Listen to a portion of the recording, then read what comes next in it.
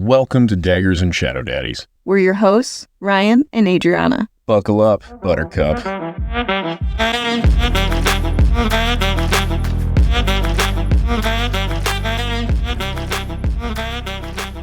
I was wrong. Cassian and Nesta, canonically, one time. I was totally wrong.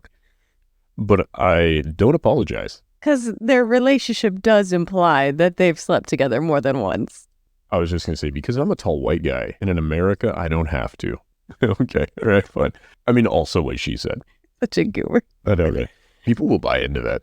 That would be fun. What if I was the heel? The heel? What's the heel mean? You know, like in wrestling, there's always one person they would be like, I'm the bad guy. And the other guy's like, I'm going to beat you up because you're the bad guy. The bad guy's the heel. The guy who just is an asshole.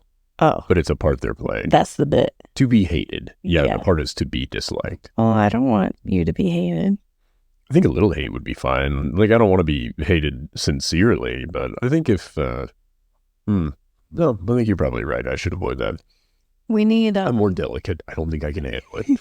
We need to find someone to have beef with. Let's pick somebody much bigger than us, so it's one-sided. It's just them bullying some. Yeah. Who do we like or dislike? No, I truly have no idea. We should just pretend we have beef with someone really famous. Like they're just like in our DMs, just hating on us all the time. Oh, we'll be like assholes. That ginger guy, right? What if it's Young Gravy since he's reading the book? Ooh, Young Gravy. No, I feel like Young Gravy and I would get along great. He's just like a cooler version. He's a young, cool version of me. Young, cool, famous. Yeah, exactly. We could literally be best friends. Only he were old, uncool, and not famous. And not rich. These are my standards. My wife likes him like that. On the topic of Cassian, Nesta, and more, I want to start with that. That was... deeply uncomfortable. It really... I think I had a pause listening after he pulled his hand away. You did. You kind of got... There was a real visceral reaction. I was upset. Especially, I was still butthurt about him playing with her hair and rubbing her feet in the last bit of chapters. Yeah.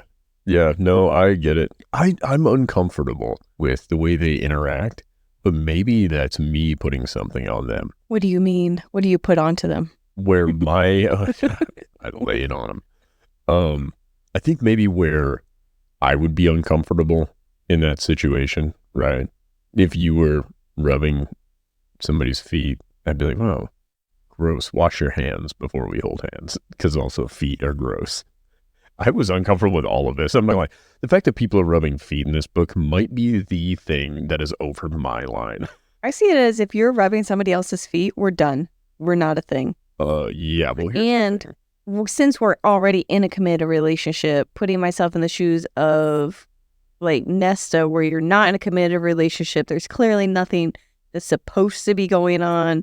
It would just feel like I should quit putting in effort or trying.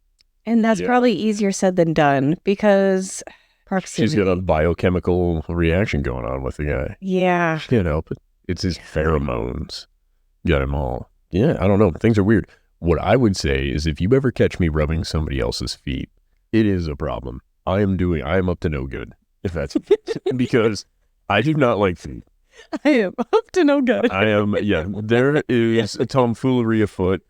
Whatever it is I'm telling you, don't believe it. If it ever happens, you're right to walk away. I like that Feyre kept watching and... She's kind of cucking the whole situation. Yeah, but like even in the middle of battle and war and people are being slaughtered, she's like, Nesta has her eyes on one warrior and one warrior only. She is not as useful in battle. What do you think of? She admitted it. I do, because I have a note where I was like, Feyre isn't doing anything. And then Feyre admits it, and I liked that acknowledgement. It felt like, good. Even Feyre can see that she's not doing anything. Yeah, Feyre's like a symbol more than a useful member of the community. And that pissed her off when Tamlin was trying to use her as a symbol. Yeah, but she's the prince of their whole scenario. You get it? No, I don't get it. Prince changed his name into just the male symbol. Oh my God. Also, Eminem calls this out. Never mind. Doesn't matter. There's more music. Eminem lore that I am unfamiliar with. Yeah, everything is music. So, of all of the nasty, sexy stuff going on in any of these books, I think the thing that is so far over the line for me is hearing about feet. It pulls me away from it and disgusts me. Because he's rubbing Moore's feet. Moore's sweaty, nasty little dogs are just wriggling around. Fuck, man. It was one line. And we're still trying. That was like 15 chapters ago. It's disgusting. And now his hands are gross. Forever unclean. Well, I mean, like, then he's like touching doors and stuff, though. Like, now you got feet on your doors. I don't like it. I don't think feet are okay. If we can find a book where nobody has feet, I want my characters to have little leg nubs. That's what I want. They're all peg-legged. That'd be rad. When we start looking for our next book, like the indie author books, just shoot them a message. Oh, are there feet in this? I would like it if there were rubs. I would like it if there were no feet on these characters. Can you Gumbify them, please? It'd be like Gumby, where it was just leg to ground. That's what I'm looking for. Hooves. You can have hooves. Hooves aren't gross. Well, they are factually disgusting, but they don't disgust me. So, horsemen. Goats, deer, Oh, any of the hoof right. people. What is the half human, half horse? A centaur? Yeah, centaur fantasy is what you're into. No, I just don't want them to. Well, I mean, you've talked about Asriel's Dawn quite a bit. It sounds like you might be into just it. the cock and feet. That's it. Yeah, no, I don't like, I spent a lot of time with horses. I don't like horses that much. I think, I'm trying to think, what's a sexy animal? Which animal is it? The sexy one? I had to steal that before you could jump on that. You have been throwing that joke out and doing it well every time. Yeah, no, what is a sexy animal? Here to pick one. I'm not going there. You saw this trap coming. It's a trap. But as a thinking kid, about it a lot. well, as a Dolphins? kid, no. Oh, good, because they're rapey. We've talked about this. As a kid, Lion King, Kovu. But you also liked the horse and spirit. Yeah. You have more of an animal fixation. I'm not into it. Really? Then why did you call me Mufasa? I have to grow out my hair so I can put on the lion mask and it blends in. You're such a butthole. I'm teasing. I don't think I had a crush on any animals growing up. I was really stuck on like Xena Warrior Princess. Who's the lady in Touched by an Angel? Did you ever watch that show? Mm-mm. I don't know. Something about her. I thought she was super hot. Touched by an Angel. Yeah. Then there was a show about witches. I can't remember what it was. Charmed. Alyssa Milano. Super pretty. I just enjoyed women. Touched by an Angel does not seem like a kid's show. Well, it also, now that you said it, the way you said it made it sound like the angel was touching people. No, it just seems like a 90s Christian sitcom. That's accurate. Oh, okay. Yeah. I grew up in the community. That's all right. That was my form of softcore porn. Just a lady out there helping people, glowing every so often. Who was it? Who played her? I can't picture who this was. I just remember at the time being like, gotta watch it. Roma Downey? Not ringing any bells, but that's okay. I believe it. Ooh, Ally McBeal. I liked her because she was a strong woman. Cloris Leachman? Cloris Leachman? She was in this. There we go. I adore Cloris Leachman. I believe Cloris Leachman also played the grandma in Raising Hope. Yes, that's exactly who she is. Yep, I was trying to figure out where I recognized her from. Cloris Leachman, Betty White. I love old women. Not like in the same way. No, that sounds weird. You ever see me rubbing an old lady's feet, Adri? I'm up to no good. That's right. I'm trying to get myself a gummy bear. Oh, no. All right, too much. Understood. Well, chapter 49 starts off moments after the wall is destroyed. Feyre has a little monologue in her head about Nesta's connection to the cauldron. Like, now she's acknowledging she has a connection. She can feel things that happen. All because of this moment. She was just like, no, Nesta, nothing's going on. You're crazy. We're staying here. She kind of mansplained things like, no, everybody's looked. They see nothing. you paused the book and you were like, so help me God, if they don't listen to Nesta on this. And I'm like, oh man, you're going to be mad. They're not going to listen to Nesta. Feyre doesn't listen to anybody. And then one chapter later, she's just going into this. Why she should have listened to Nesta the whole time. Yeah, but she never acknowledges that she should have. She doesn't admit any fault. She just talks about Nesta's abilities and connection to it. What does she gain now from being like, oh, I fucked up? No, it's time to move forward. Does Feyre ever admit she's wrong in things? I assume she has. I think we would have picked on her more for that if that... I don't think she apologizes. You might be right. I don't think she apologizes for anything. She apologizes to Nesta and her sister for getting them involved in all of this. Okay. Like I think that's a big one. That's good. I feel like she hits it where it really needs to happen. As far as just a relationship goes, yeah. It'd be really hard. Huh. She talks about saving the humans, or they all talk about saving the humans and making plans for glamoring Elaine to look human to Grayson. This is where they're back at the townhouse making plans. Nesta has never worn pants.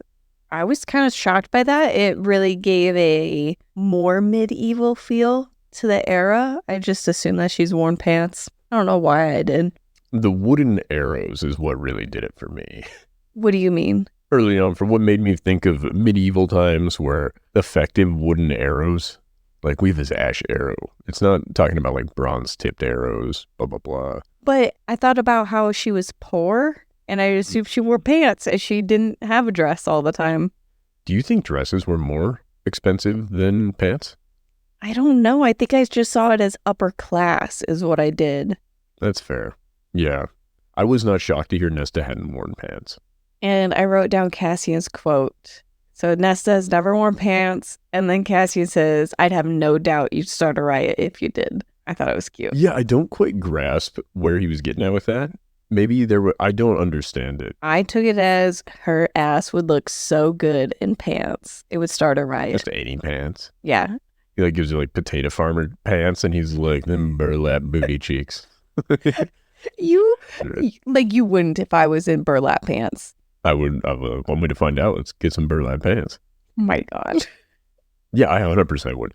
I think I think I'm frustrated with Cassian.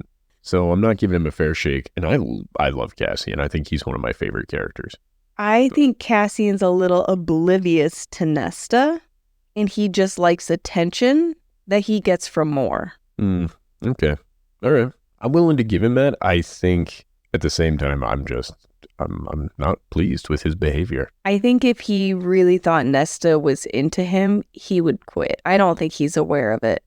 I don't think Nesta needs to be into him for him to not want to. But they're not. Gross digits. You are so traumatized. I don't understand. I don't like feet. It was so upsetting. This is how we're going to get feet pics sent to us without consent. No. So Cassian tells her to take out anyone who tries to hurt her and to give her advice. Yeah, and if they're trying to stab you, murder them. Ooh. Oh, what a high-trained Illyrian general. I know what you're saying, but I did take the moment really. I thought it was a more sweet moment. I agree. Because he handed her a dagger. He's giving her the rundown. And Feyre's over there like, she should have been coming to training. You would have been prepared. He mentions. He did? Okay, I thought it was Feyre in her head just like, oh my God. No, I think he's like, hey, if you'd come to training, this wouldn't be as big of a concern. So he's showing her all the soft spots on a male, which I don't understand. Other than the genitals, is there a difference in what makes a male versus a female vulnerable? I didn't take it as male versus female, but it's more likely a male like Grayson or Nolan are going to try to kill you, or their soldiers or whatever they are. And also, something else I would point out, they're acting like, oh, Nesta and Elaine need to be really concerned because Ash can kill them, right? Yeah, I think that was a nice moment of, remember, you're Fae, you're not human anymore. Yeah, well, if you got stabbed with an ash sword and you were human, you would have been dead. Okay, yeah. As a human, you were vulnerable to every sharp object. Okay, let me back it up. Maybe instead it's, remember, you have vulnerabilities. You are not invincible just because you're Fae. I just like the idea of it. The two people who have only been invincible effectively for a few months, they're like, you really got to be careful out there. And it's like, hold on. You can be far less careful than you used to be, though. Like, they're not going to be able to hit you with a hammer and murder you. This is a whole different thing.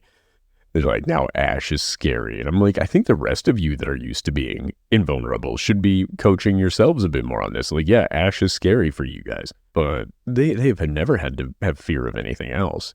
I feel like them being turned Fae, they would have a better grip of death than anyone in that room because they've lost their mother. They've lost other... Okay, nope, I'm being dramatic because everybody's lost people. And humans do it constantly. Yeah. Fae do it once every 1,000 years. Somebody close to you dies. Of old age. Nobody dies of old age. We've yet to have heard of a single Fae dying of old age. And that's where I was kind of going with it. And then I realized they've had a lot of friends die in war. Yeah. So they have humans have had them die of starvation, disease, also war. I don't know. I feel like wild animals have killed them. As the humans are delicate by comparison. Yeah. I would say the humans have a much better understanding of death. That's what I was getting at. And I was like, well, I don't know. The Fae are like, the Fae don't have a great understanding of death. They're like, we either die with valor or somebody sneaky kills you. That's it. Those are the two options. Those are the two options. Either somebody sneaky or somebody not sneaky murders you. Nobody dies of old age except for that healer lady who they need to keep around. She's still not dead, though, so nobody's died of old age. That we've heard of, right? I assume some of these people, not Baphomet, the thing that lives in the basement of the library, what's his name again? Bohemian Rhapsody, Bill, Beetlejuice. Beetlejuice. Oh, no, not a third time. Please, no, please. I'd hate to meet Michael Keaton. No, please, no. No, please. Oh, my gosh. Winona Ryder. Oh my God, I had a huge crush on her too. Sorry, I'm just going through all. Bryaxis. There we go. Bryaxis. There we go. Bryaxis. Yeah. I found it. You want to know what? It was literally the next line that I was supposed to read, and I just scrolled through 40 chapters trying to find it. Do you think Bryaxis' parents were like granola people? Because it comes off like Braxton, Jackson. Yeah, that was it. That was the whole joke. Braxton. If your name is Braxton, your parents don't love you. Bryaxis. Borax solution. Borax. What do we use borax for? Laundry detergent? Doesn't matter. Go ahead. Sorry. Feyre talks to Amren about Bryaxis as she wants to make another bargain. More tattoos. Just more tattoos. She's like, give me that barbed wire on the bicep, homie. Let's get there. And something that got me is she keeps this a secret from Rhys-Anne. She doesn't tell Rhys-Anne any of this plan. Feyre doesn't keep secrets, though. Feyre omits things constantly. I would agree that it's a lie, but it's a lie of omission. He's not like, where are you going? She's like, we're out to get milkshakes. She's like, don't worry about it. Amren and I have somewhere to be. I think the fact that she could easily mind vibe him and just knock on the wall of his mind and just be like, hey, heads up, I'm going to be headed over here. Getting a new tattoo. Get a new tattoo. Don't worry about it.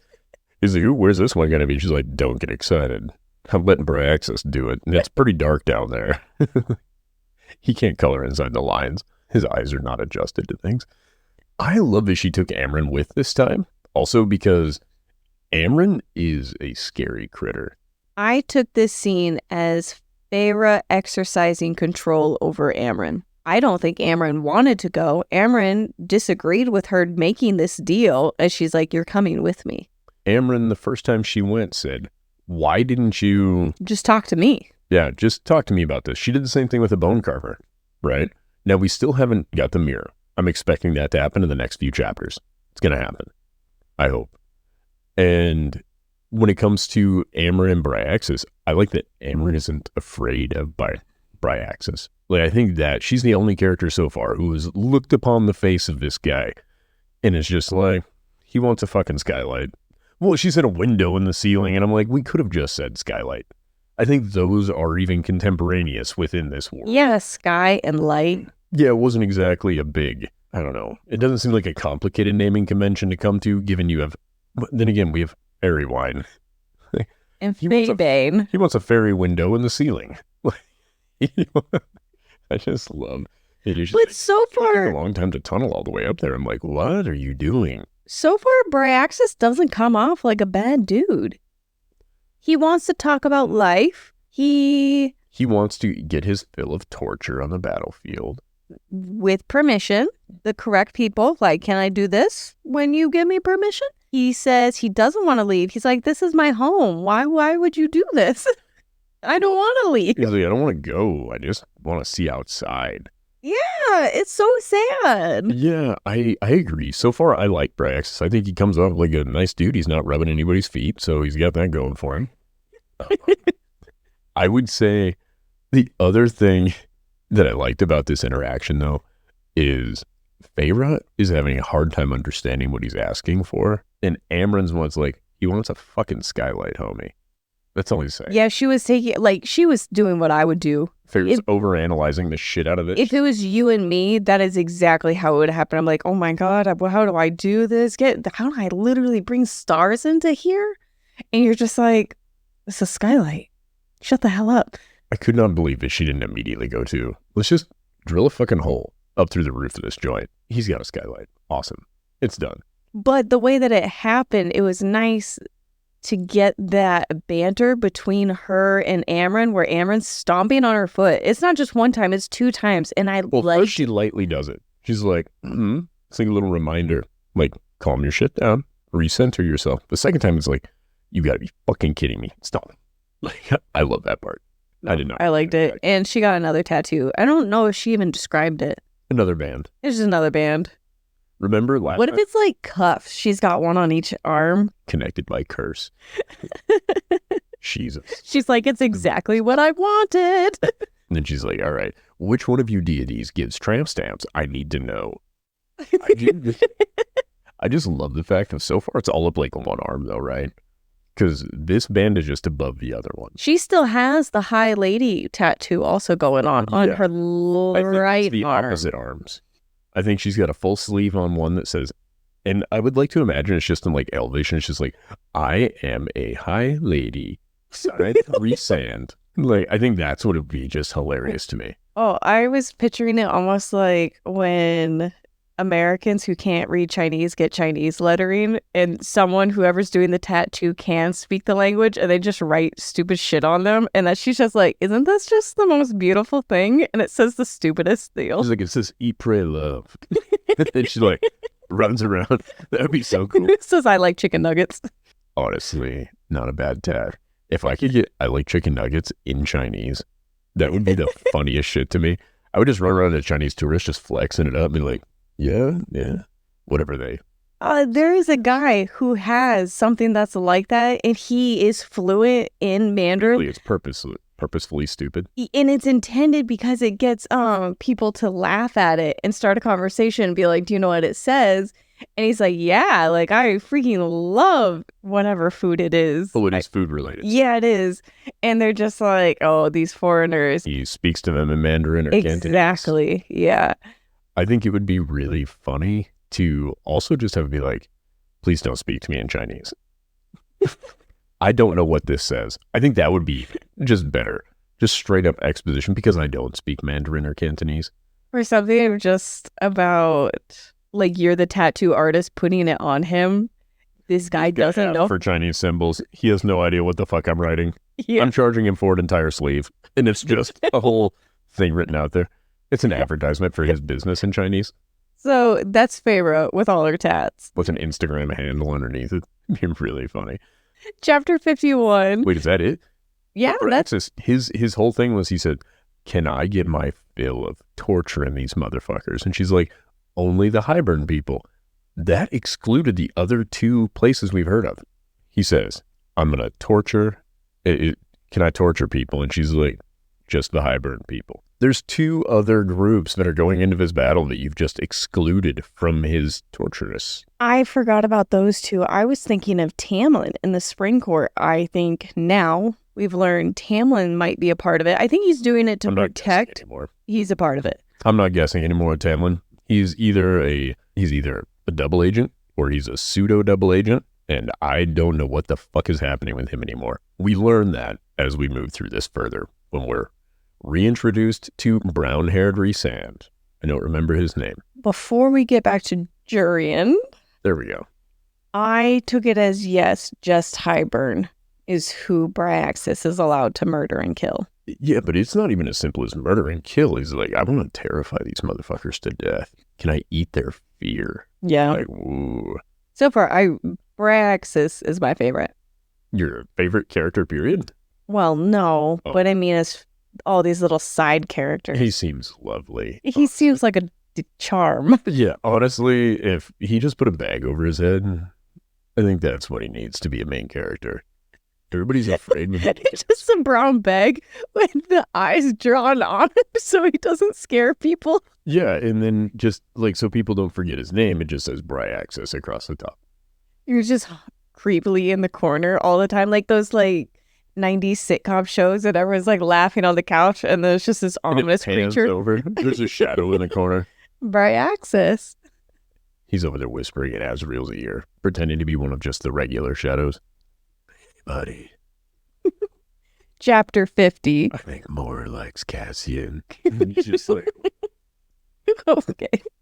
Chapter 50. Amren and Feyre meet Bryaxis. All it wants is sunlight, moonlight, and stars. And we already talked about... All it wants is a goddamn skylight. Yep. Offers it a window to obey her orders, and she gets the new tattoo. She keeps it a secret from Rhysand, or omits. I don't think omits. She just doesn't talk to him.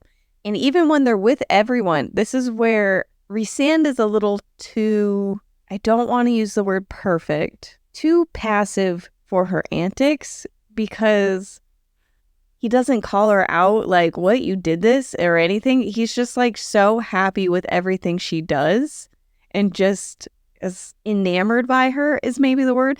And then when they go and talk in private, that's when she offers up the information. Hey, this is what I did, and shares this information with him.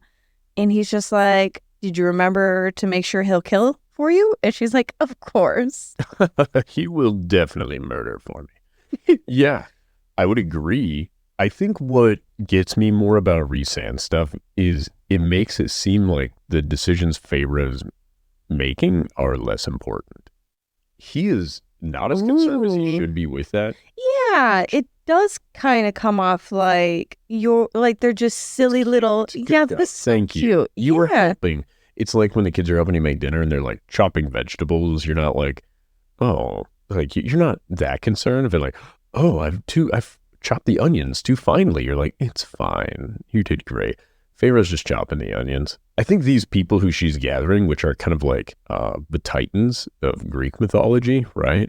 These are all big, scary bad guys. I think clearly that's going to be a real huge factor in this war, but it does make you wonder what the fuck Rhysand's got planning.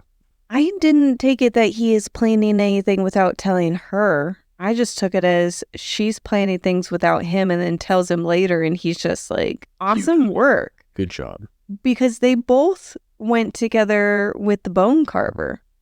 I wonder, is he even going to go with her to see the Suriel at the end of this? Or is it just her coming up with this idea? She goes and traps the Suriel. She gets the answer. She comes back with the solutions. And then later when they're laying in bed, he just gives her compliments at her wit and I don't know. Do you think it's easier to love Feyre the less you know? Maybe that's it. Maybe he's like, oh, the more questions I ask, this is just going to piss me off and it's done.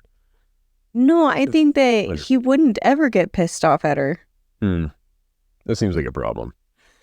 Like, you're letting a 22-year-old girl make every decision for your war. You've got problems. Not because she's a girl. A 22-year-old individual with no experience in battle who oftentimes kind of zones out in the middle of it. I don't think we let her make all of these important decisions. But I think that her being her, she's the only one who would make these decisions. Because they're bad decisions, usually. On the surface, but in the end, it's all going to work out. Yeah, okay. All right, I'm on board with that. I think Rhysand has to have something cooking, though. He's gone through war so many times. You don't just trust your brand new spouse with every major crux of your whole plan. You're like, well, okay, the bone carver, they walked away, and Rhysand's like, we don't actually fucking need him anyway. That's what makes me think Rhysand's got something in his back pocket. I can see where I wouldn't like that Rhysand's keeping something from Feyre just for the sake of relationships and how they go. I wouldn't like that, but I can understand as a reader, Rhysand may need to know something that we shouldn't know yet. Like Feyre could know, but us, the readers, shouldn't know yet. However, Feyre, I don't think there's anything she should know that Rhysand doesn't know. Because if Feyre knows it, we, the readers, know it, and Rhysand's our partner, therefore he should know it. Does that make sense? Yes. Yeah. Yeah, I think I get what you're saying. Are you saying he should know as in she should inform him? Yeah. Or that canonically he should just be aware of it? No, I think that they should communicate this. Oh, I would agree. And honestly, if you have poor communication and both of you are mind readers, it's a choice. Yeah. If you're making the decision to fuck this up, I think that's really the funniest part to me. Okay, I really, that... Can you imagine? You can't communicate, but you can both mind read.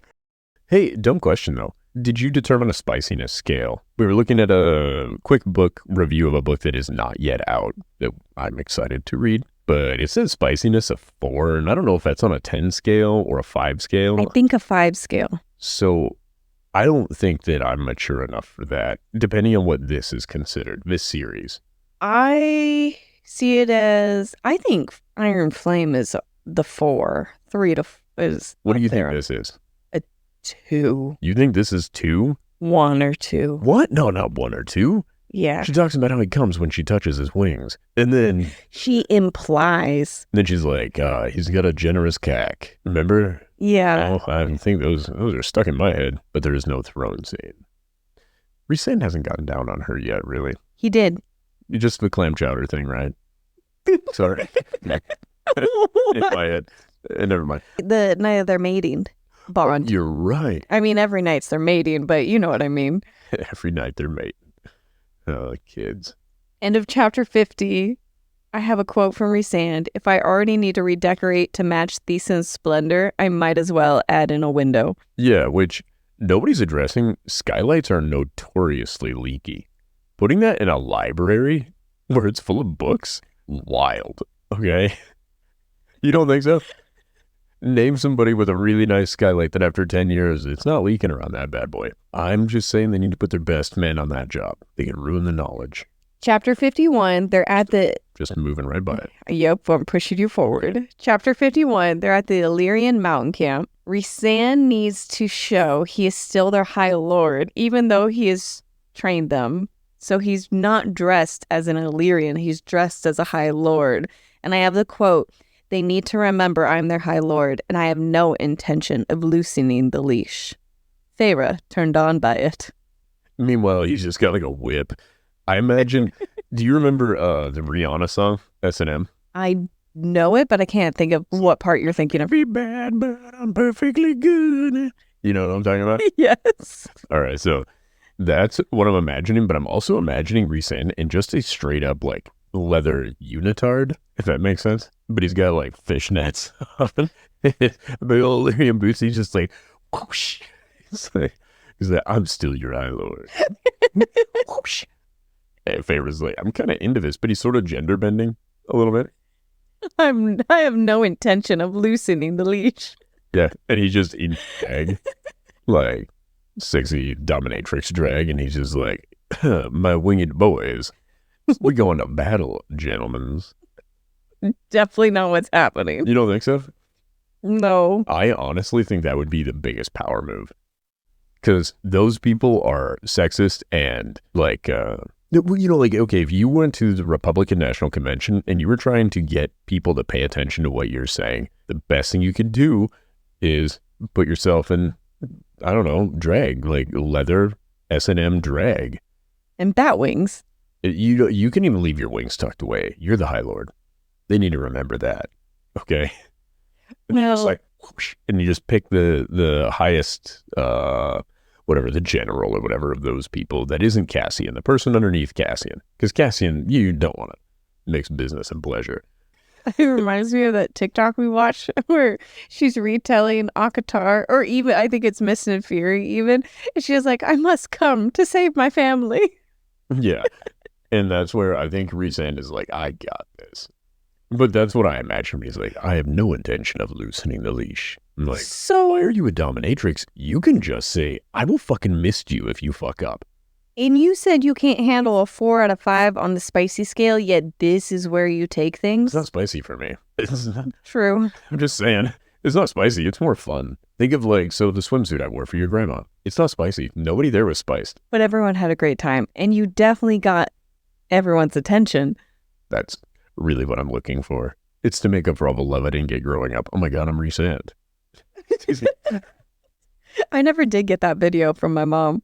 Of me in the swimsuit. Yeah. Here's the crazy thing. Your mom and grandma have video of this. And I don't. That's more Your concerning. grandma didn't know I was coming out that way. She whipped out her camera so fast. I adore your grandma. Joanne, if you ever listen to this, please don't. That's it. If you made it this far, please stop. Quit now while I'm behind. Devlin noticed Nesta and asked if she was a witch. Who's Devlin? One of the leaders. Oh shit, the guy who Rhysand's whipping. Yep. Yep. And she says yes. And at first I kind of chuckled because I was like, yeah, I love the chaos where you're just like, yes, I am a witch. And then they all like shivered in fear. I love that she did a straight face though. No inflection. Are you a witch? Yep. It was very April coded Yes. from Parks and Rec. After she says that, though, we learn what a witch is. We And there are witches. yeah, that there's even just witches. Witches amass power beyond their natural reserve. They use archaic tools and spells to harness more power than allotted to them, which is Nesta. Witches. Nesta. Which is Nesta. Which, I might add, who else did that immediately describe to you? Ianthe. I haven't seen her do any magic. It was all rituals that she would get power from. Blah, blah, blah. Archaic shit. She finds out where the sun's going to rise. I don't know. Okay. She came off more like a witch to me than other characters. I kind of forgot she is still alive and that she'll probably come back. She's got a mangled hand. She's got to learn to write with her left. Then they glamour Elaine and they go to the estate. They're like, we make Elaine look drab. I'm like, I don't understand. They're like, we got to make her look human. Ugify this one. Feyre does not like humans. She thinks she likes humans, but the way she describes them, she doesn't. Yeah, she's pretty racist. Chapter 52, Elaine talks about her trauma and not being able to take a bath. I loved that little moment of checking in with Elaine and Elaine just opening up for just a sliver, but it was nice. Elaine's in a tough spot. And I like that Feyre and everybody promised Elaine, they're like, oh, we're not going to kill him. And then Feyre's already like, but if he fucks with her, I'm going to kill him. And I'm like, you made this promise 8 seconds ago. You wouldn't even need to kill the guy. Like, let him go talk to your scary friend in the basement. She didn't make any promises. She's like, I can't make that promise that I won't kill him. I thought she's like, listen, we'll do what we can do. We're not going to just fly off the handle. But Feyre's planning to fly off the handle before she goes. No, I don't think she made the promise. I think she acknowledged she's like, I'm not making that promise. Grayson is the best looking human I think she has ever seen. Because I, for a moment, thought she was going to give him, or was giving him compliments. Oh, different. No, giving him compliments of his looks similar to a fae, the way she was describing how handsome and beautiful he is. For a human. I was just like, wow, Feyre, this is the nicest you've ever described a human since you've seen Tamlin. And then she ends it with, he has a hawk nose. So, I mean, could give him... Bad? I think it's not a compliment. What is hawk nose?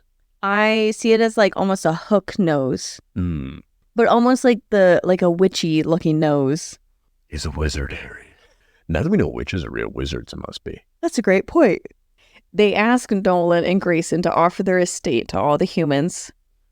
And Jurian shows up. Hold on, before we even get there, can we not appreciate Nolan? Why? He's an asshole. Yeah, he is an asshole, but he's the one actually thinking this shit through to an extent. Like, as far as a human, he's the most rational human we've heard speak. He doesn't like the Fae. He doesn't trust him. He has no reason to be fair. In his lifetime, it has been nothing but scary bedtime stories. He's aware of the fact that the queens sold out their own people, right? I took him as a pretentious, elite asshole. I think he's a dickhead, but I think he is so given the information he has, they showed up, they glamored Elaine. So they are immediately lying to him. You have known these people to do nothing but be shits to the humans the entire time. What's the difference between a Hybern person and a Perinthian person to you? Nothing. But why is Jurian there? Why does he care? Why? He's a double agent, we think. Or he's doing a Tamlin thing, and now he's a pseudo-double agent. We don't fucking know. Don't think he's that just because Feyre and Rhysand looked into his mind. And I think Moore can also tell when people are lying. Isn't that part of her thing? She's like a lie detector. She's like, I am the morgue and I speak the truth. She's a truth teller, not that she can see lies. Isn't truth teller, what's his name's knife? His knife is called truth teller. It was confusing. It was giving Lasso of Truth and Wonder Woman. Jurian is there. Yeah, so Jurian shows up and he told them about Elaine and Nesta. I'm assuming Nolan and Grayson must be the most powerful humans in the human lands for Jurian to show up there. Otherwise, it's a weird coincidence that they're all connected. Yeah, well, I think he's the most prepared for a war against the Fae. Yeah, because he has like a little militia or something. Well, yeah, so he's got his militia. He's got ash trees, groves of ash trees and stuff. He's got like a fort specifically built for destroying the Fae. Other than he believes that bronze was it? Iron. Yeah, but they thought Fae had some sort of problem with. I think that would be the biggest issue with this too. If you're under the impression iron repels Fae, your whole place is going to be fucked up. The ash trees, you got one right. It reminds me of in Good Omens. Do you remember where they're going through the very beginning of Good Omens is like, oh, they thought this day was the day. They thought this day was the day. Yeah. They're like, and this person, they thought this was the day. And they were also wrong by almost a quarter of an hour. It was like within 15 minutes. Well, the rest of those people are still wrong. I think that's kind of how this would work. If I was setting up a place and I was like, oh, I don't know. I'd be like, bears don't like blue. And they also die when you shoot them with bullets. I'd be like, well, I used a lot of blue. I mean, I have some bullets, but I was really hoping the blue did something. It might set me up for failure as defense of my castle. But Jurian is there. And Jurian goes through the whole spiel with them. Yeah. Jurian, I like as a character. Yeah, he just reminds me of Rhysand when he was under the mountain. Like his ACOWAR Rhysand. Yeah, his style of planning, his demeanor, everything. I think he's the swaggery one right now. I don't see Rhysand as a swagger dude now. We know too much about him. There is truth to that. I think it's just like real people. The more you get to know about him, the less impressed you are. And that's when chapter 53, why did Jurian really go to Nolan and Grayson? He says it was to also ask them to protect the humans. Well, I think he also knew that eventually Feyre would bring her sisters back there because they know that Elaine is betrothed to Grayson. Yeah. So I think if you're going to have to go see some humans, you pick the ones that are very well prepared to murder Fae. Mm-hmm. And also you have a lot going on. Also, but what makes people trust Jurian? I know that he was human, but that was 500 years ago. Why do people still know who he is? And also, you wouldn't be shocked. You'd be like, this fucking zombie showed up and told me that the Fae are good guys, but then these other Fae are bad guys. Well, we can trust him because he's human. No, he's now like a 500-year-old reconstituted human. I think he's very persuasive. Human and Fae form. Because it worked. Yeah, that's true. And so, yeah, Jurian turned by the king to sway the queens, and it worked. He doesn't talk about the sixth queen in this moment, but he does later. Jurian is trying to find Miriam and Draken to use in the war. No, he's not. Correct. Why is he trying to find them? He wasn't. He put word out that he was trying to find them so that they would know to run. Okay. He wants them to be safe. That's what I understood from it. Why wouldn't he hate them? I think if he didn't lose his mind under the mountain, first of all, he had a lot of time to consider his decision-making and what landed where. And I think if you look at it objectively, he was obsessed with the war. Why? How could he hate? First of all, and I don't think you could just hate a woman who you were that in love with. I think you could be hurt by that. And I think that that's a total possibility. But then I think looking at it objectively, being like, I kind of drove her away, and he wasn't trying to do this under my nose. It reminds me of Tamlin when we last talked about it, of Tamlin still having some feelings for Feyre, and to me, I can't grasp that. I know. Can't do it. I know. I can. I think I would still. Like, if you decided tomorrow, like, oh, this guy's just pissing me off, I'm out. I don't think I would just shut off love. Like, I think it would take a long time, and I think there would always be some semblance of that. No. What? You don't think so? I believe you, but I wouldn't be able to comprehend that you felt this way. Thing. You'd be like, no, I'm bailed for a reason. So he's trying to warn them. He then shares that Tamlin shared the plans with Hybern. In the way that Jurian shared that information, I think that if Tamlin shared the info that he had from Hybern, they would trust him. The way that Jurian was just like, this is what's going on, these are their forces, this, and this is what you need to do about it. If Tamlin did a fraction of that, I think everyone would have had more trust in Tamlin even. I also wonder if Tamlin did what he did with Hybern because he knew which side would win. When he had all the information laid out of both sides, he's just like, I'm going to be on Hybern's good side. Yeah, and we haven't even, but he doesn't know that Feyre's out there collecting tattoos either. No, he doesn't. So yeah, that's what it ends with, is Jurian sharing the information in chapter 53. Well, it ends with Grayson or Nolan being like, yeah, you know what, they can hang out here. And then Grayson turns into a dickhead, and Nolan's like, son, I'm going to need you to shut the fuck up. How do you prove that they stay good on the deal? Well, I think the idea is you're going to make good on the deal or a bunch of humans are going to fucking die. Remember, Nolan asks, like, how do you benefit from this? Why do you care if I'm shielding these humans and stuff here, right? The reality is there isn't a benefit for them. Mm-hmm. And I just think, the right thing to do. Yeah. And so I think when they make this deal with him, you've put in that energy. I think now you just rely on his humanity, helping him keep that verbal contract, so to speak. And I think what would have helped that would have been when Grayson was being a bitch and being like, Elaine, you're a whore because you're betrothed of his high lord's son, blah, blah, blah. It was real Tamlin energy where he's like, you're damaged goods now. And it also made me think of Yarros and how he treated more after Cassian and her, which is the only time that's ever happened in this story. For sure. Anyway. And I felt so bad for Elaine. Even when she got back, she didn't take the ring off. She still has it on. Yeah, well, and it makes me wonder, like, Lucian's going to help her heal through this in some form. If I was Elaine, hearing them say that about Lucian and being tied to him, I would have resentment towards Lucian because it's not my choice, and it would feel like Lucian is keeping me from who I really want to be with. Even though who I really want to be with doesn't want to be with me, it would just, I think that in an emotional state like Elaine's, I would be bitter towards Lucian. I can see where you would get there. I think what it would have done for me is it would have cured me right away. I'd have been like, oh, that dude who I thought was this is actually just a whiny bitch. Again, I realize through so many of these different people, whenever the women are not behaving the way that they want them to behave, the men all turn into shitbags. It is the one common thing through all of this.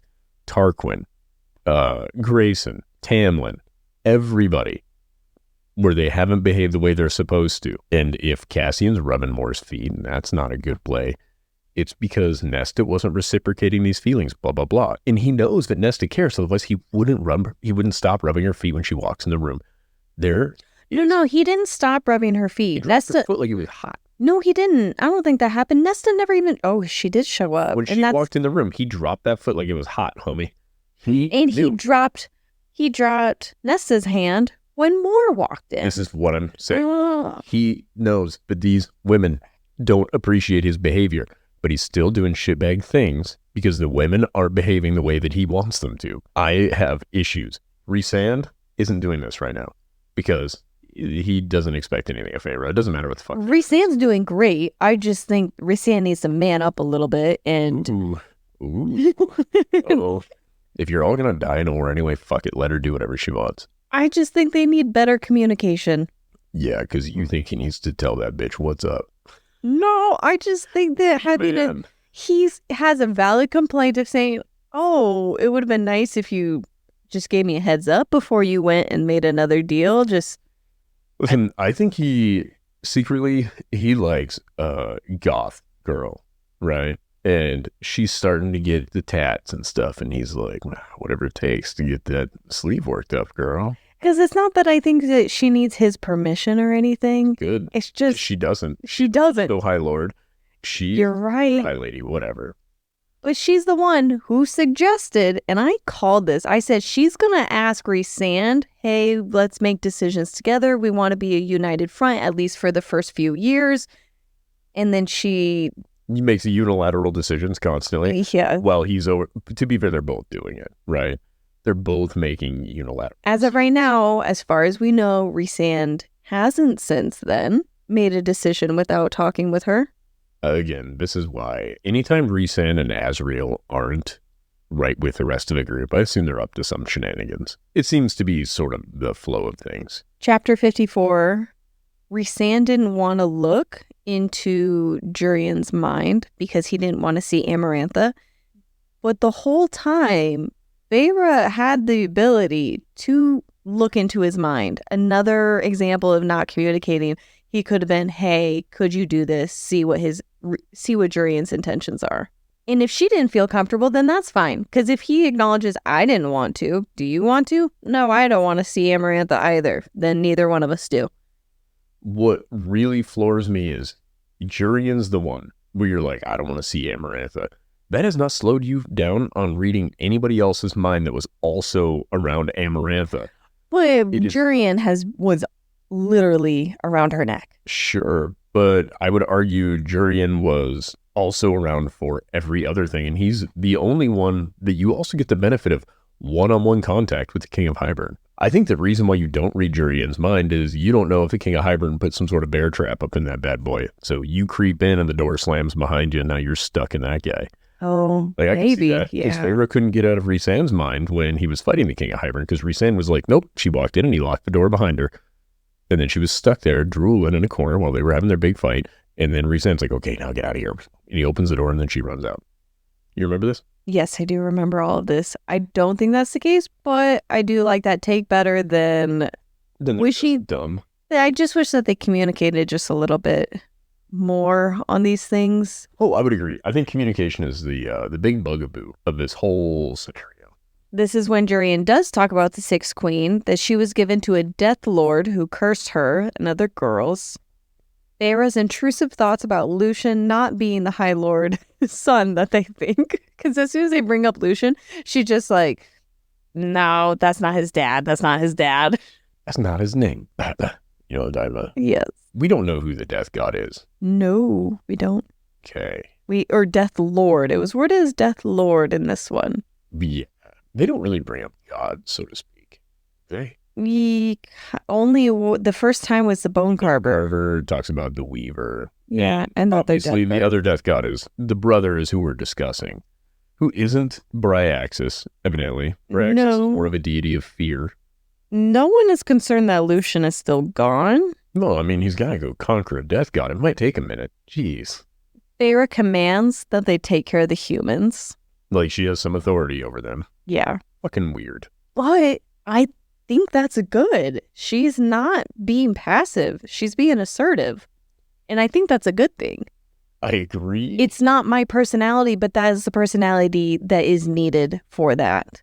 I see it. I see what you're saying. I just see it sort of as, okay, if you're having a bunch of people over for dinner, let's say 3 houses down, those people are having a family get together, and that grandma comes to our house and is like, you're going to play Yahtzee with these kids. Like, we might do it, but also it's like, you have no authority in Fort Kickass. Like, I appreciate you being here, but this isn't your domain. I think there's a little bit of that there with Feyre. Feyre doesn't have any authority over these people. She is nothing special to the humans. She doesn't, but at the same time, I have more respect for Feyre for being consistent, because she spoke to other people this way, and I was really taken aback. In Quarantine, it makes more sense, though.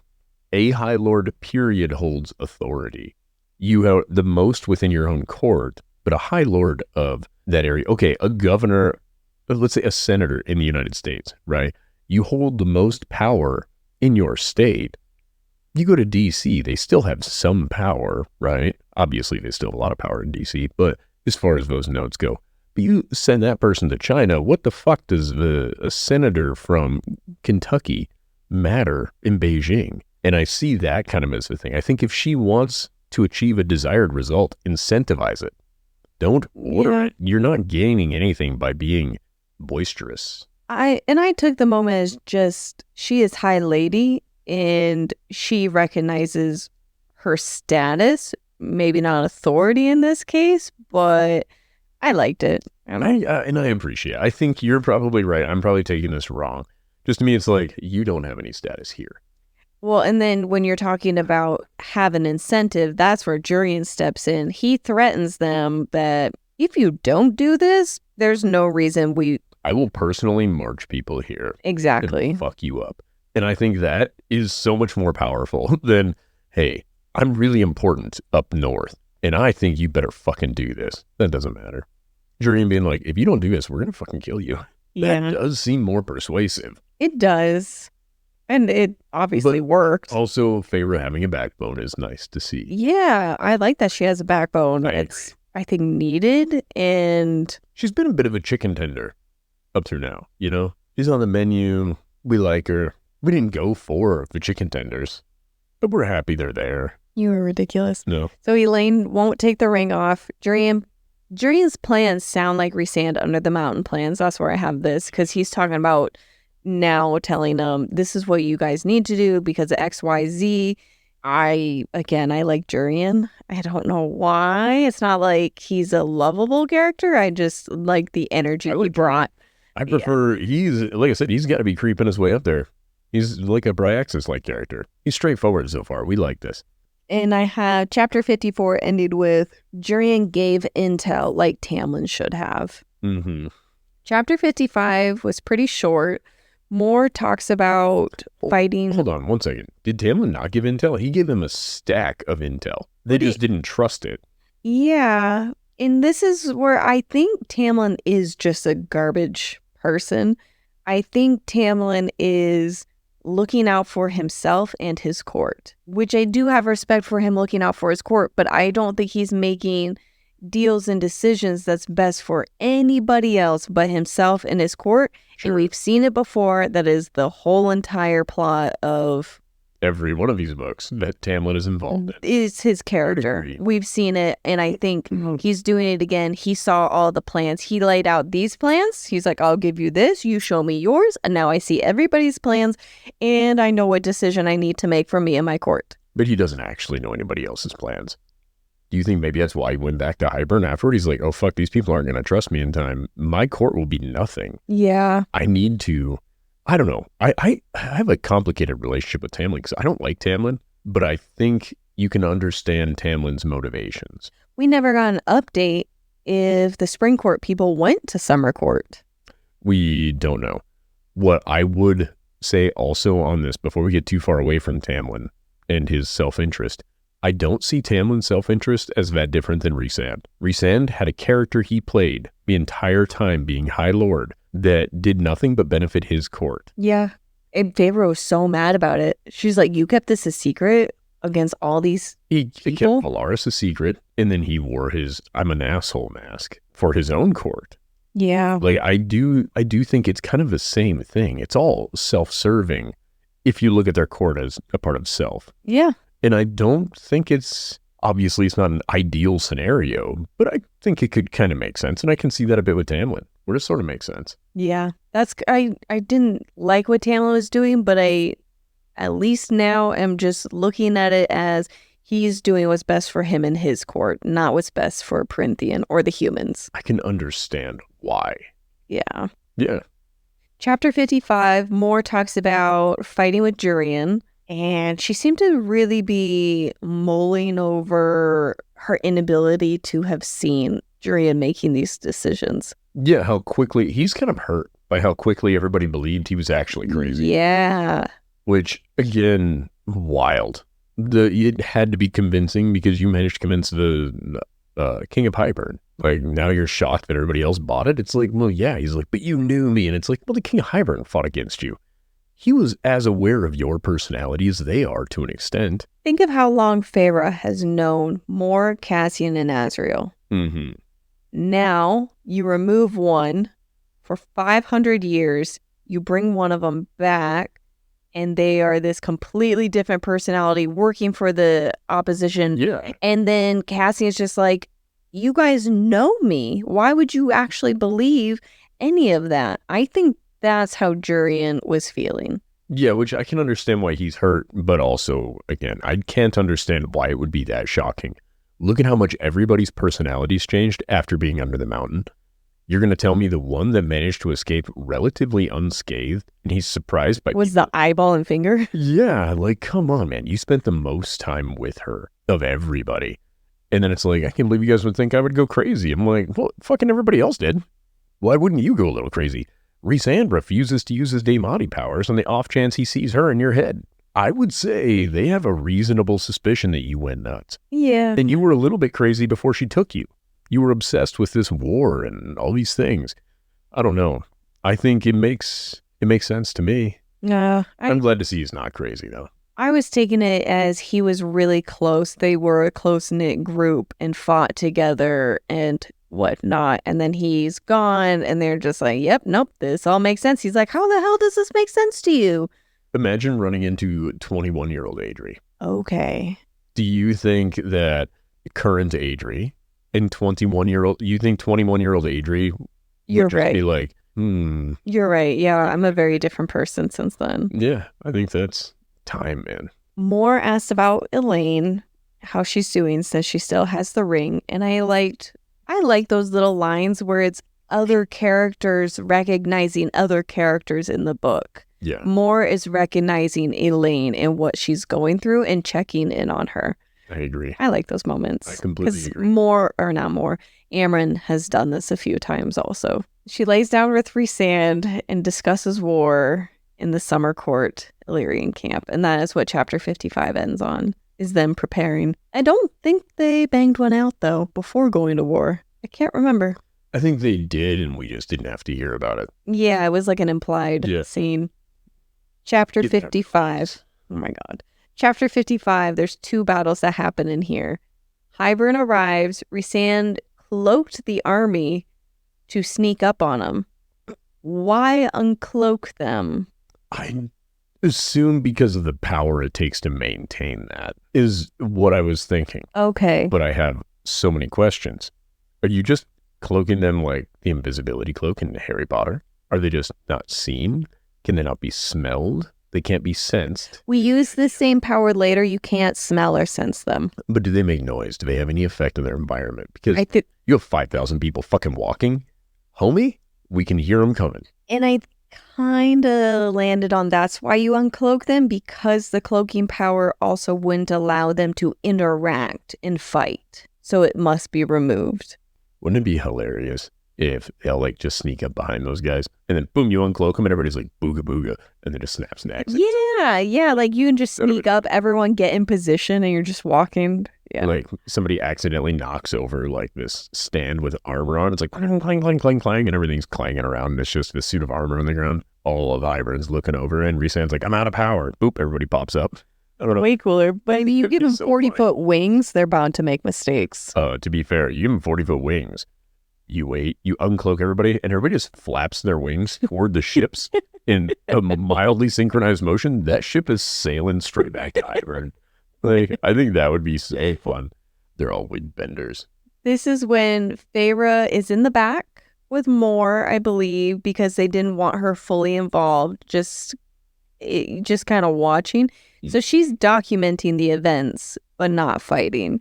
She's just like... Our historian, Feyre. Yes. We're going to let her write all of it down. Why? Because she learned to read and write 3 months ago. That's the one who we want. She's like, is there a word for that? They're like, yeah, it's death. Imagine reading through it and like half the words are like misspelled and you got some of them just crossed out. She misspelled it like 3 different times. She's just crossing it out every time. I think that would be fun. Cassian's a I badass. mean, nothing on this. Nothing for you. All right, whatever. Cassian's a badass. And Hybern surrendered. Tarquin is in the way back. And I wouldn't have picked up on this if you didn't point it out. The last time the Summer Court was at war, that Tarquin was still inside the palace, or whatever you want to call it, and completely clean and untouched. Yeah. He's the general, so to speak, not an active one. Cassian, on the other hand, gets his hands dirty. Nesta, as soon as he shows back up, she's like, "Oh, you're hurt." And everybody's like, "What? We didn't know he was hurt." But Nesta's like, "I saw it in my bond. Like, he's injured." He's like, "I'll be fine. Just give me some milk. I'll be good till tomorrow." I don't know. He's funny because he's just like, "I'll be good." And they're like, "Oh, if you're going to be good, why the fuck didn't you mention it to anybody?" He's like, "I didn't want you guys to worry." And I'm like, the fuck? First of all, how did you get so injured? Do they have ash weapons also? I don't know. Is it risky to use ash weapons? That's kind of what I was thinking. It seems like. No, that's, I think, a stupid thought, because we fight with weapons all the time that could kill us. I believe friendly fire is still a concern. Yeah. I don't disagree with you. I would say if you're the king of Hybern, you give them ash, but also where are they cultivating all the ash? Makes no sense to me. Okay, I have another thought on this too. You have these huge battles going on, right? Why not have Amren convince them all that their cohort soldiers are their enemies? Amren is being used to protect Valaris. Yeah, it just seems like we have all these Billy badass things that are all still afraid of Amren, and Amren probably could have went and murdered the king of Hybern by now by herself. Yeah. That's what I would like to think. Which is similar to one of my things. After they surrendered, Tarquin drowns everybody. Drowns them all. Why didn't we start with that? I don't know, but it goes right back to he and Feyre have the same solutions to things. Like, listen, I'm going to pick a very efficient way to kill you. Drowning. What the fuck is happening? And also the cleanup from people drowning. Have you ever seen somebody that's been drowned? Oh. We won't get into it, but it is oddly gross. If I died of drowning, you burn the body when it's done. You don't want to look at it. Gross. Mm-hmm. I took this scene also after being like, why didn't we just start with that? As a moment of recognizing the difference between Tarquin's power and Feyre's portion of that power. She can drown one person at a time. He was able to drown an entire army. Yeah, I think that comes a lot from the experience, right? She's got her kernel. A kernel of corn. She's got corn. So he drowns them all. Nesta's shocked by Cassian's power and helps the wounded. Yeah. Oh, also, I want to let you know, I'm patiently waiting for the time where we discuss Feyre cloning everybody. Yeah. Not running out of power. But, yeah, Nesta also... I don't understand where Nesta's major use case is going to be in the battle outside of, like, rebuilding the wall, if that makes sense. Yeah. But she's so powerful, everybody's a little afraid. And right? I think she's a witch. You're a wizard, Harry. You're a witch, Nesta. But I think she's going to be able to pull magic from the cauldron outside of what is... Because when they described witches, they use magic and spells beyond their means or ability to contain. I don't completely remember, but that's what she did to the cauldron. She took more from the cauldron that was given to her. And I think she's going to take more from the cauldron or use more from the cauldron. Who else was described as a witch? I don't know. Was the Weaver? No. Oh, good. That was just in my head. I think this was our first introduction. Understood. Asriel's nowhere to be found. Still no word from Lucian also. Nesta recognized Cassian was hurt and wrapped his arm. This is when you said that. And I have the note, while holding hands, Mor walks in. Cassian pulls his hand away before Nesta was about to speak, and they leave together. Yeah, again, Cassian's taken some big L's in this. I think we can agree on that one. So is Mor. And I like Mor, but Mor is also aware that Cassian has been hounding after this girl. Why do you keep inserting yourself in here if what I think is happening is she's just distracting herself from Asriel? Yeah. And I think he's kind of a safer proxy because there isn't strong feelings that direction, one way or the other. And one could say, oh, it's a friendship thing, blah, blah, blah, which I believe was brought up. Oh, they're just homies. And I'm like, listen. They were kind of coming off as just friends. It was a familial relationship, except for a little Sweet Home Alabama once, right? They bang one out. The night of Starfall or whatever the hell, where the spirits are crossing the sky. Spiritual splooge night. It seemed like they were banging, but I guess that's not canonically accurate. What I would say is their relationship is not entirely appropriate. No. And if it were appropriate, he wouldn't keep recoiling when the love interest shows up. Yeah. I am befuddled because I like Cassian so much, but he's being a real shitbag right now. But this is an example of Rhysand saying, Cassian's got to sort some things out here soon, too. Yeah, and I think soon was a while back. I think Cassian should have sorted this shit out. Be mature, Cassian. So this battle is over with. Feyre and Rhysand go to relax. Post-war sex, I guess? I don't know. That's what I would do. Get in the camp, throw up a windshield, and scream away, Rhys. He's got S&M gear. He hands her the whip, but he keeps on the S&M gear. She's like, no, you stay in those fishnets, big boy. He hasn't gotten out of this outfit? No, not the whole time. That's why people were afraid. Listen, they don't know what's going to happen. And then Feyre straps up, and Rhysand, she's like, you brought up another man. I'll be your huckleberry. Oh and then she just straps up, shows Rhysand what it's all about. It's a very different book. You said it was spicy. I'm here to help. This is the moment where I like that Feyre acknowledged that she could fight in Adriata and Valaris, but not battles like this. What is the difference between all of them? How is she not defending Summer Court similar to her defending Valaris or defending Adriata? Wait, isn't Adriata in Summer Court? Yeah, but she said there's a difference between this battle and those ones. I don't know. I think it's seeing it as the battle was brought to you as opposed to you semi-bringing the battle to these areas, maybe. I can't understand it either. I can understand why Valaris, right? Because she immediately took that place as it's a home of artists and it needs defended. Adriata, I don't grasp why she was protective of Adriata either, other than she was like, it's beautiful. We should protect this beautiful place. Maybe this is an uglier part of a Summer Court. And she's like, honestly, they can have this one. Yeah, I didn't get what made a difference between them, and I was hoping you had an answer. No. They all seem just similar. The type of battle they're going through. No cauldron vibes from Nesta, and no book updates from Amren. This is when Hybern headed to Winter Court through the ass crack of Autumn and Summer Court, and nobody noticed. Creeping through the crack. I love it so much. The way that you immediately were like, I was busy doing something, I don't remember, but all of a sudden I asked you for a quick recap because I'm like, I was only able to like kind of half-ass listen to what was happening. Give me a quick recap. And you started with, they were creeping through the ass crack. And I'm like, I really missed some important shit because that is so fun. And Varian suggests that they march north and also stay. This, I didn't think get enough. I don't think this scene gave enough credit to what Feyre did.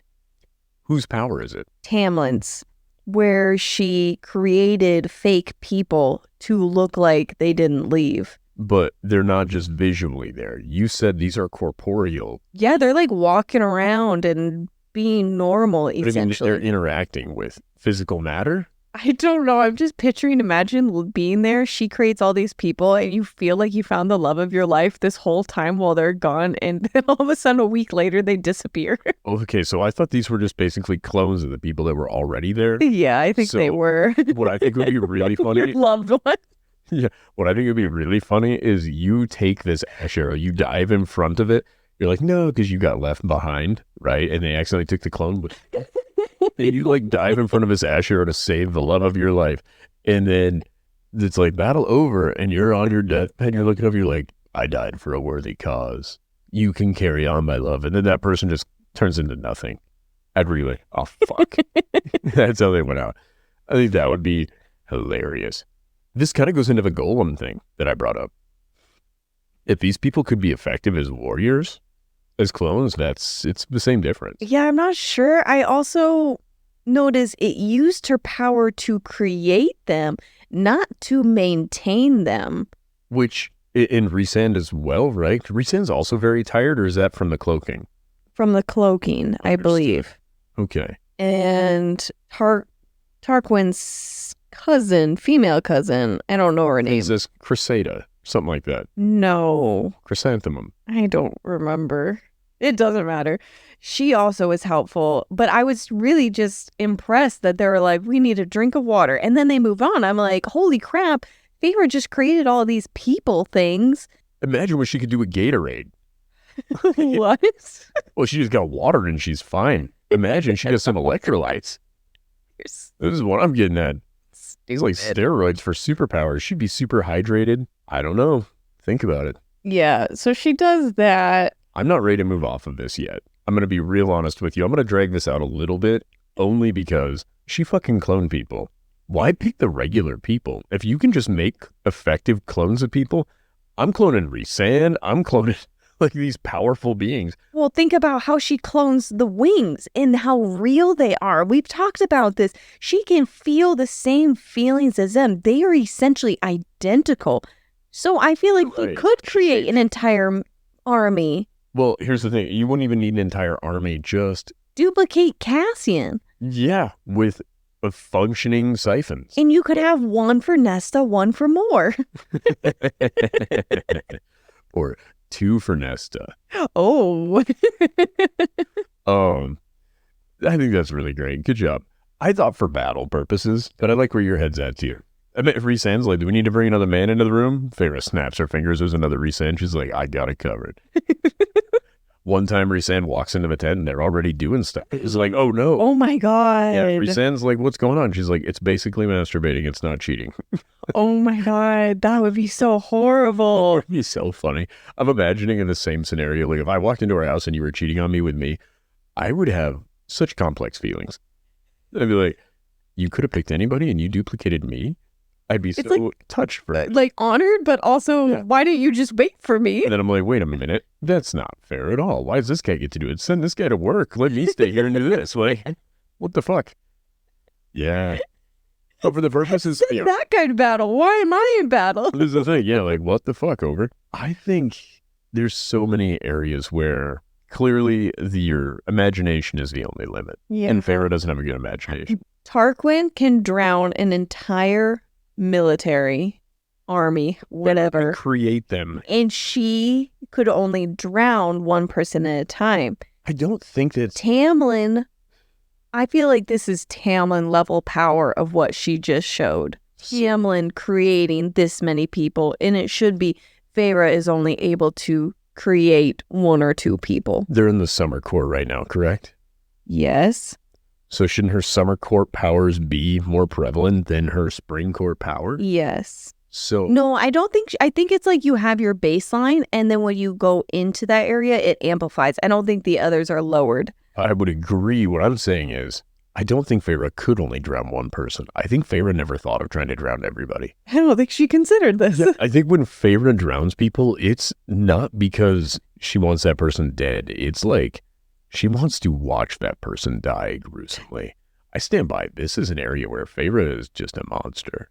No. You don't think so? No, I don't think so. It's not the most effective way to kill somebody, right? Especially one-on-one. The only way the drowning makes sense as a way to murder somebody is the way Tarquin did it, where he's like, I can take out, 200 people this way. If you're only doing one at a time, I stand by stabbing is probably the way to do it. Or, a violent physical issue. Drowning is not efficient one person at a time. Yeah, it's a lot to take in. They end up using the cloaking thing, go up to the winter court at the corner of the summer court.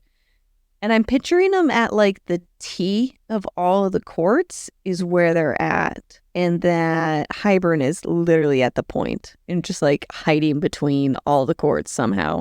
And they show up. Hybern is not actually tired. And she points out there's no leadership there. Maybe they were fighting clones the whole time in the other place. Maybe Tamlin made clones of their army already. Oh my God. They just have the same plan both ways. Here's my question. Are we less happy with brown hair Rhysand's intel now? Jurians? Yep. No, because they were prepared, and they would have been unprepared. Okay. But they weren't prepared for Hybern's army being raring to go. No, and I think that falls on Azriel. Azriel was the one that told them, and he was under the assumption they were marching. I don't understand how they weren't tired. Azriel is a bad spy master. When's the last time Azriel did something and we're like, that's exactly what needed to... How accurate of you, Azriel. You've been captured. You've given us bad intel 2 or 3 times. I don't think he's doing a bad job. Okay. Only when he got caught by Eris. Where's the job? What? Give me the example of where he did a good job recently. Right now, when he told them this happened, that Hybern was going up there. They all assumed that they would be tired. Azriel didn't tell them they would be tired. So I don't think the blame should go on Azriel. Marched all that way. I'm starting to think that Azriel, they weren't really marching there. I think it was an illusion, Michael, right? And Autumn Court not being involved, that threw me off. I like that Feyre added that the Autumn Court isn't anywhere to be seen right now, but they know that Hybern was walking up there. Yeah, that's kind of what I mean is, I don't know. I like Azriel. I don't think he's effective. I think he's not as useful as I would want him to be in all of this. What if it's actually ways to build up Feyre's skills at the expense of Azriel? As like, can you elaborate? Like character building in order to build up Rhysand and Feyre, it's at the expense of Azriel. So Azriel gives them this. They're not quite prepared, and Rhysand and Feyre excel. Similar to Azriel gets caught, which is at the expense of Azriel's skills in our view of him, but Rhysand comes up with this better plan, and it was building up Rhysand's character. Yeah, see, and that doesn't seem necessary to me. I think if your method of showing how amazing this character is becoming has to happen because you show another character is incompetent, I don't like that. Yeah. I'm not disagreeing with you as it's But I also don't think Azriel should be blamed for them assuming Hybern was tired. I'm not suggesting that he should be blamed, I guess. I'm saying he's a spy master, not a scout, right? A scout can tell you where people are going. Any person who can observe what's happening, anybody with eyeballs can see that Hybern's marching. If all you're providing is that information, you're not doing a great job of spying. You're just observing. And I think part of what makes good spycraft in other stories is there's nuance to the information that you get. And Azriel hasn't given us any goddamn nuanced information in this book. I like Azriel. I just want him to be a more prominent character. I want him to be doing things that are done well. Does that make sense? Yeah, I don't think we're going to get it because his character is one that just disappears for a little while and then comes back. Yeah, what's he doing? Give me a little... He's spying. Is he? Is he spying? Because we didn't know Jurian was with Elaine's ex-fiance's house, right? We were unable to know anything about the queens the whole time they were gone. But us, the readers, need to be surprised by that. If Azriel is as amazing as you want him to be, there would be no plot twists. Or even better, Rhysand was aware the whole time. Azriel had reported to Rhysand, and Rhysand is not surprised by him being there. And now Rhysand has this opportunity to have this dialogue with him where he's like, hey, Azriel's aware that you're a double agent. And that's why. But again, I told you like just a little while back, that would upset me too. So there's no winning because then I'd be like, Rhysand, why didn't you tell Feyre? They can please you or me. True. So far they're pleasing you, and that's fine. I'm the target audience. Oh, man. Well, I don't know. I don't know if you are. I think I'm the target audience. Yes. Yeah. Definitely you. Rhysand, getting pegged, wearing S&M gear. I'm the audience. No, I do want to make this clear. Azriel's a great character. I like Azriel. I'm just ready for him to do some actual spy shit. Because they keep going, this is my spy master. Like, well, that would also imply that there are other spies. Is nobody doing anything? Rhysand has a history of making up jobs for his friends. That's a great point. He's like, Azriel, you are a shadow whisperer. well, you could be a spy master. And Azrael's like, yeah, but I really don't like gleaning information from situations that isn't directly told to me. And he's like, don't worry about it. It's never going to come up. And now we're here. He's like, can you just be like this hot, tall guy that stands in the corner with huge wings? I joke about it, but I do think Casriel, oh my God. It's so casual. Casual Azrael. Cassian, Azrael, and Moore and Amren truly are a great fit for where they're at. Totally agree. Totally. And I see Feyre is working into in being a great fit for where she's at. Nesta, I think, is the only one that needs to work into her role a little more. I think Nesta's perfect if Nesta is, if nothing else, just Amren's buddy. Yeah. Like a Thelma and Louise situation there. I think at some point Nesta becomes a part of a lesbian clan of Illyrian women, and they are just this battle force. I think that's an ideal scenario. I was going a different route where Amren and Nesta are besties, and Amren puts the fear of God into Cassian if he doesn't get his shit together. I think that would be good too, but I think Nesta can stand on her own 2 feet. I think Nesta puts her foot down eventually, and she's like, listen, motherfucker, I like you. You like me. You make a decision here. You and Moore can be homies, but if I see you motherfuckers rubbing toes one more time, I will kill both of you. And I think that would be super good. I need that. I don't think you're getting it, at least until the last book out. Currently? Yes. Which is Silver Flames. Star Frost. That's the next one. Star Wars, the last book in the series. That would be so a crossover. That would be really funny when Hybern makes it to the Night Court. Everybody's fighting there. They just call it Star Wars. Oh my God. That'd be awesome. That would piss me off, but in a fun way. She's like, Amren in her Illyrian battle armor has buns on the side of her face. Her battle armor is just a bikini. You know, Daniela. Wait, I was going to make a joke about Hybern and how we haven't seen the king, and if you just look like Luke Skywalker? No, Jabba the Hutt or whatever. Oh. But we have seen him. He's an incredibly handsome fae, and that is definitely not. Oh, maybe he's the, what's the guy? Han Solo. Ooh. Yeah. He's actually the hero. If we've been... Is Han Solo really the hero, or is he just a guy that helps out of convenience?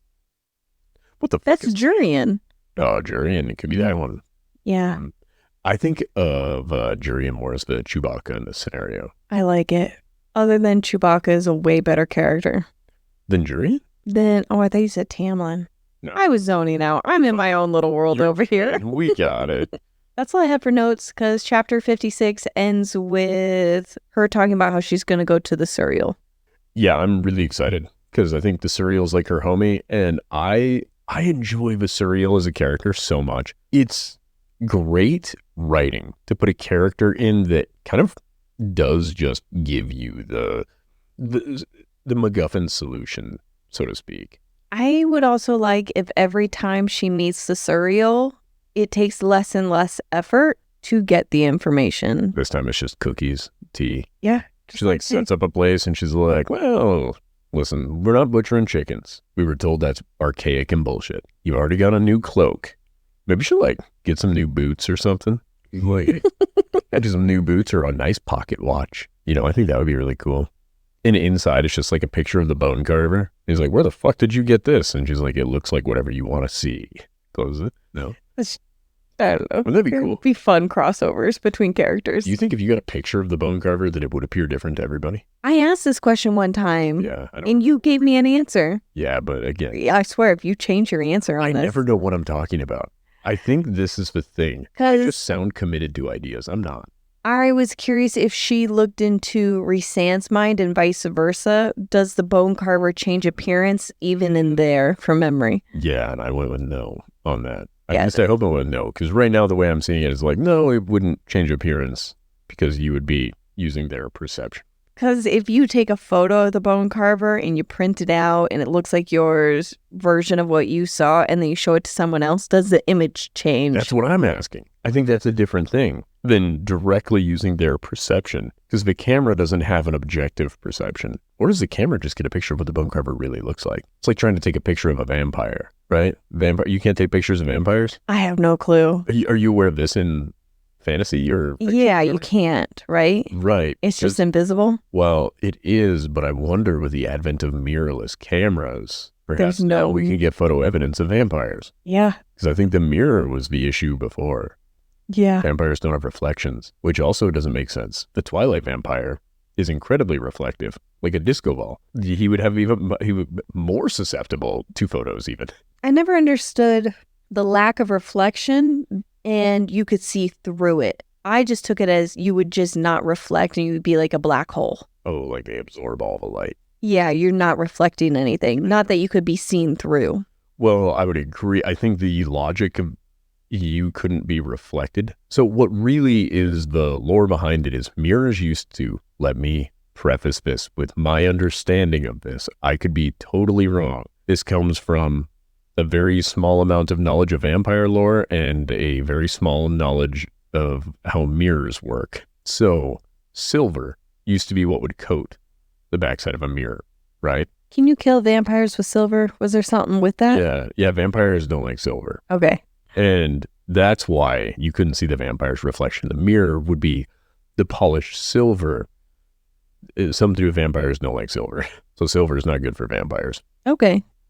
And I do wonder if that isn't a bit of like the whole Iron and Fey thing, right? Where the vampires are like, oh no, please, not silver. And they're like, people keep throwing coins at me.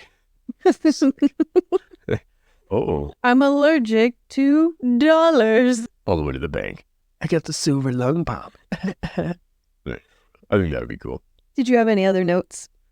I have 0 notes. And do you have any hot takes? I think all of my takes are hot. I love you. I love you. You're my bestie. You're my bestie. It was a great time. We had fun. Now get out and go live your life. No, wait. No.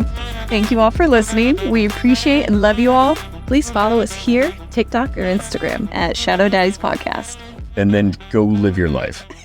Bye. Bye. Get out. We're done. This was Daggers and Shadow Daddies. Now it's my time. Toodaloo. It was fun for us. I hope it was fun for you. But that's all we've got. Goodbye. Come back in a few days. We love you.